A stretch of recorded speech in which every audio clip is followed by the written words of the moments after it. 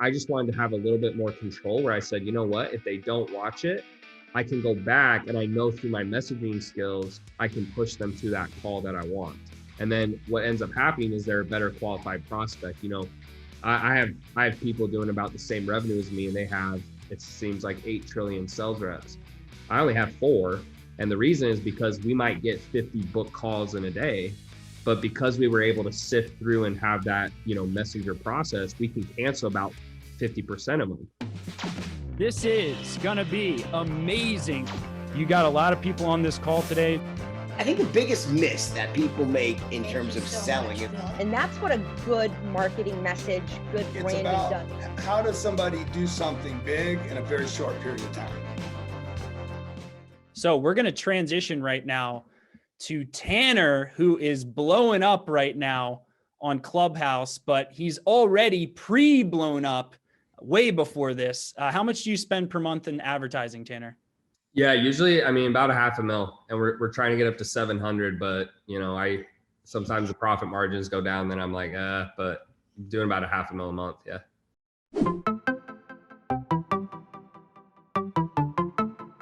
So Tanner is an absolute heavy hitter when it comes to online marketing. He's created multiple brands, Elite CEO, Fitness CEO. He has a niche brand, Fitness CEO. Then he has like a mass market brand, Elite CEO. And he's got 40 full-time employees? Mm-hmm. Yeah. So, sometimes it goes up and down depending on the month, right? So, but yeah, it's around there. Yep. So 40 full-time employees, spending over $500,000 a month in advertising. And you use video in many pieces throughout not only your advertisements, but also landing pages, funnels, lead magnets. So what I want to kind of ask you some questions about for our audience is, what are the principles you follow when it comes to either making a video sales letter, whether that's on a landing page or on a Facebook ad? Like, what are some of the video principles that you've dialed in that then gives you had these principles dialed in, so now you have the faith to spend $500,000 a month on ads behind these videos? So what are the principles? Yeah. Well, it's funny you say that. So I'll give you, maybe an interesting answer, but, seeing Jason come on here, like Jason's so good at webinars, but what I've actually done is, inside my marketing, we put that messaging component between it. And the benefit is that the video doesn't have to be that good. So in terms of like what I have to do, or what works best for me is, we'll make the video a little bit shorter. And instead of doing maybe your traditional webinar where you pick up, 3 different points. So like pillar number 1, pillar number 2, pillar number 3, I'll just focus on one problem, and I'll try to keep that video between 5 to 10 minutes. But to be quite honest with you, Bill, I think the thing that's helped me to beat guys, or I shouldn't say beat, to try to compete with guys like Jason or people who are really good at webinars, is I put in that messaging component in the middle. And so that allows me, if the video is not perfect, or they see Jason's, like, oh, Jason's is way better than Tanner's, it allows me to have that conversation that maybe most competitors are not having. And that's honestly what I think is most important versus what I've done in my videos. Because obviously I think my marketing's gotten better over time, but there's some guys who are just so deep and been so long in the industry that it's not going to be comparable, I don't think, until I'm a little bit older. Yeah. I love the humility there. And you're always so humble in your rooms. Hey, I'm just saying how it is, man. Like, some of these guys, like, it's just the truth. They're deeper in the game than me, and they're more skilled and experienced. And so I just thought to myself, what can I do that they're not doing? And, talking about scalability, it's always different, right? A strategy someone talks about that is doing 30K a month is not comparable to 3 million a month, right? But that's been something I've been able to scale, and it's done really well for me. And it's kind of helped me compete with other people who maybe have better VSLs or webinars. So, that's just the honest truth in my opinion. I could be wrong, but that's my opinion. So just explain, because you said it really quickly, Messenger, right? So I know you're referring to Facebook Messenger, but explain how pivotal that is in your marketing, driving people to Facebook Messenger, because I think that's a unique concept that much of our audience will have no idea about. So just 101 Facebook Messenger.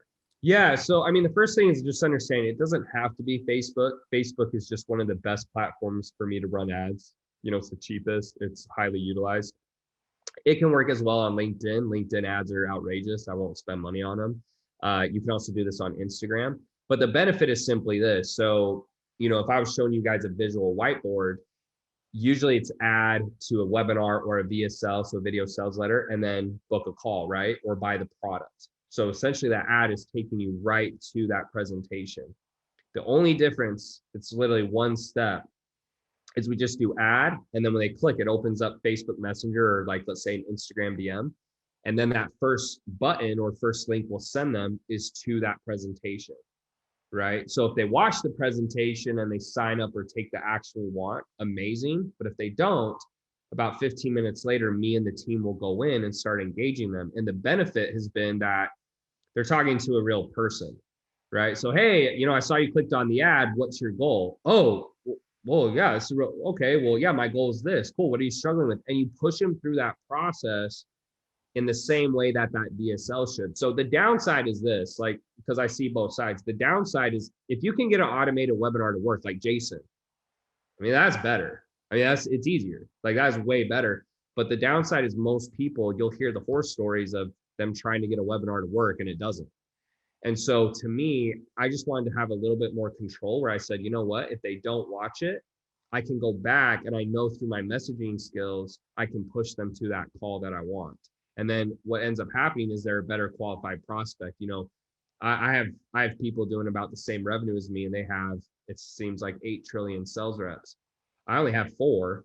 And the reason is because we might get 50 book calls in a day, but because we were able to sift through and have that, messenger process, we can cancel about 50% of them because they're not ready. They're not ready to buy. They're 16 years old. They're not in a position to invest, et cetera. So it's just that one extra step, Bill. It's really nothing complicated. The downside is just a lot of people are not good at messaging, and that's why they can't get it to work, especially at scale, because not only do you have to be good at messaging, you have to get your team to learn your process and build SOPs around it. Dude, that is, to me, that seems very blue ocean. We have 3 full-time sales reps here, and they're very kind of old school. Since the primary bulk of our market's lawyers, right? We try to separate them from detail nuances of the sales process. My question to you is where's the pass off point from someone being engaged in Messenger? Like, I'm assuming your sales reps aren't touching the Messenger, right? It's only after something gets scheduled. Yeah, exactly. I also saw a comment that someone asked, is human messaging better than AI? And I think it is. Now, it's more work, but it's better because, everyone, whenever you do something, when people are zigging and you zag, it sets you apart instantly and people recognize that. So to answer your question though, on the sales reps, the sales guys only are doing the calls. So my sales guys will lead gen. So say in a day, I want them taking 8 calls, and a call shows up and they're a bad look and they hop off or they don't show, they'll go lead gen. But all these leads I'm referring to, some people will call them setters. I call them messengers. So their full-time job is they're inside. Yeah, I mean, that's what Dude, that is so cool. Like, you need to write a book on this. Have you? Yeah. So I mean, I wrote a book. It just came out. It's called Infinite Income.